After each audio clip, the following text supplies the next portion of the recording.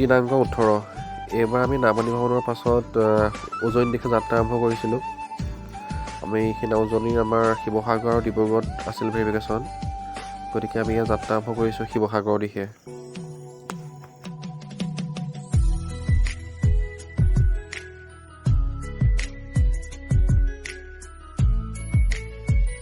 আমি লাহে লাহে গৈ শিৱসাগৰত উপস্থিত হ'লোঁ। ইয়াৰ দেখিছে শিৱসাগৰ শিৱদৌলৰ কাষত আমি উপস্থিত হৈছোঁ।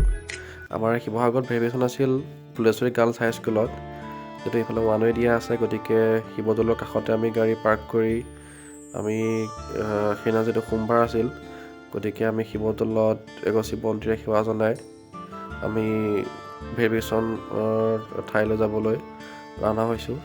এয়া শিৱদৌলৰ পৰিৱেশ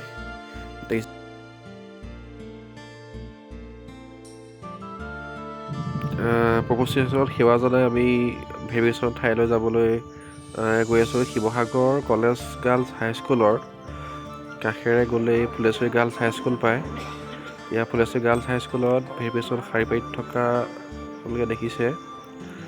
নামনিৰ পৰা উজনিলৈ, উজনিৰ পৰা নামনিলৈ কিছু সংখ্যকে কেঁচুৱা কোলত লৈও যিয়ে সংগ্ৰাম, তেওঁলোকে তেল উত্তীৰ্ণ মানে চাকৰি নহয় বুলি জানিও মনৰ হেঁপাহ বা আশা পূৰাবলৈ উজনিৰ পৰা নামনি, নামনিৰ পৰা উজনি টকা পইচা আৰ্থিক বাধা বিঘিনি নেওচি তেওঁলোকে আহি উপস্থিত হৈছে বা ভেৰিফিকেশ্যন কৰিছেহি। কিন্তু দুখ লগা বিষয় এইটোৱে যে যেতিয়া নিযুক্তি প্ৰক্ৰিয়া সম্পূৰ্ণ হ'ব বা মেৰিট লিষ্ট ওলাব, তেতিয়া যিসকল বাদ পৰি যাব সেই পৰিস্থিতিটো বা সেইদিনা সঁচাকৈ বহুত দুখ লগা হ'ব।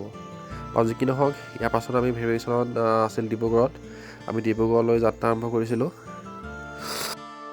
ডিব্ৰুগড়ত ভেৰিফিকেশ্যন কৰি আহি আমি ৰাতি আহি উপস্থিত হৈছিলোঁ মৰাণত। মৰাণৰ বাবৰচি হোটেলত আমি একাপ চাহ খাইছিলোঁ। আহকচোন এইখিনি সময়তে আমাৰ মনৰ কিছু অনুভৱ শুনি লওঁ। বহুতো সুখ দুখ হাঁহি কান্দোন তিতা মিঠা অভিজ্ঞতা লৈ বৰ্তমান আমি উজনি ভ্ৰমণৰ আজি প্ৰথম দিনা, প্ৰথম ৰজনী আমি বৰ্তমান উপস্থিত হৈছোঁ এই এখন কি কয় মৰাণ উপস্থিত হৈছোঁহি। এই মৰাণৰ পৰিৱেশ, গধূলি পৰিৱেশ গধূলি পৰিৱেশ। এয়া আমাৰ লগত আছে সম্ভৱজ্যোতি বৰা, তেখেতে এয়া মৰাণৰ চাহৰ জুতি লৈছে। আপুনি এষাৰ কওক। হাই, মোবাইলটো ৰুল দেখাই আছে। দুৰ্বল দুবাহু বুজিছে, ভেৰিফিকেশ্যন কৰি কৰি গোটেই সদৌ অসম ঘূৰি ঘূৰি দুৰ্বল দুবাহু, ভাগৰুৱা মন, একাকাশ সপোন লৈ এয়া নামনিৰ পৰা উভতনি যাত্ৰা মাৰিলোঁ। এতিয়া উজনিত ভুমুকনি মাৰিছোঁ। আজি উজনিৰ প্ৰথমটো দিন। আশা ৰাখিছোঁ আগন্তুকবোৰ ভাল হওক। সেয়াই, চিয়েৰ্ছ। চাহ খাই আকৌ পুনৰ আমি ঘৰমুৱা পক্ষী হৈ উজনি যাত্ৰা আৰম্ভ কৰিছোঁ।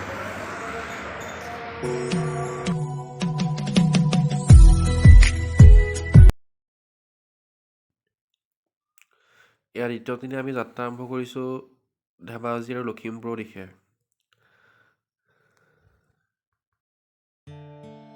এয়া চুকাফা তিনিআলি পাৰ হৈ আমি গৈ গৈ বগীবিল দলং পাওঁ।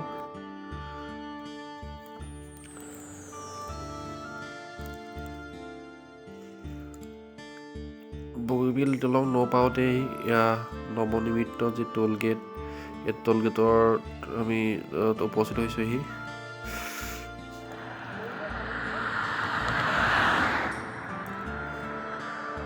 এয়া আমি বগীবিল দলঙৰ ওপৰত উপস্থিত হ'লোহি। এই বগীবিলৰ দেখিছোঁ কেনেকুৱা মনোমোহা এক বিশাল পাৰাপাৰহীন, যেনে আমাৰ সপোন আশাৰ সীমাহীন, ঠিক সেইদৰে এক পাৰাপাৰহীন এক মনোৰম দৃশ্যৰ সহভাগী হৈছোঁ আমি। বগীবিল দলঙৰ ওপৰৰ দৃশ্য।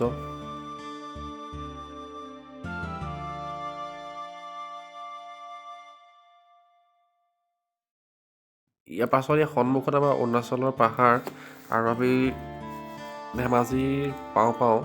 ধেমাজিৰ যিখে আমি ৰাওনা হৈ আছোঁ, দেখিছে কেনেকুৱা মনোৰম এক দৃশ্য সন্মুখত। সেই অৰুণাচলৰ পাহাৰৰ পৰিৱেশ এনেও সকলোৱে পচন্দ বা সকলোৱে ভাল পায়েই। আমি সেই প্ৰাকৃতিক সৌন্দৰ্য উপভোগ কৰি কৰি ধেমাজিৰ দিশে গৈ আছোঁ। এয়া আহি আমি ধেমাজিৰ উপস্থিত হলোহি। আমাৰ চেণ্টাৰ আছিল ধেমাজি উচ্চতৰ মাধ্যমিক বিদ্যালয়। আমি তাত উপস্থিত হলোহি। আপোনালোকে দেখিছে যে বহুত আগৰ পৰা সেই গাড়ী ভিৰ দেখিছে আপোনালোকে, কিমান গাড়ী এতিয়াও লাইন পাতি আছে।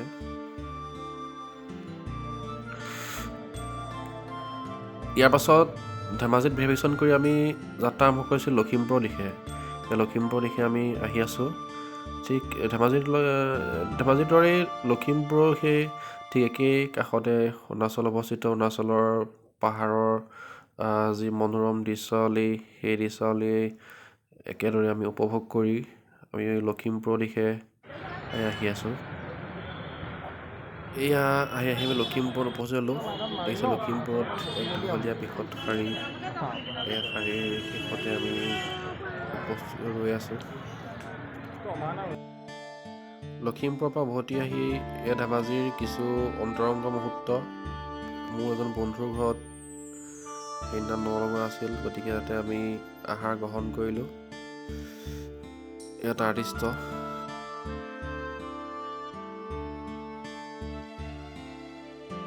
ধেমাজিৰ পাছতেই আমাৰ ভেৰিফিকেশ্যন আছিল যোৰহাট আৰু গোলাঘাট। গতিকে সেই দুখনৰ পাছতে উজনিৰ ভ্ৰমণ সমাপ্ত হ'ব। যিটো আমাৰ যোৰহাট গোলাঘাট হোম ডিষ্ট্ৰিক্ট প্ৰায়, গতিকে আমি উজনিৰ ভ্ৰমণ সামৰি আমি ঘৰৰ দিশে ৰাওনা হৈছোঁ।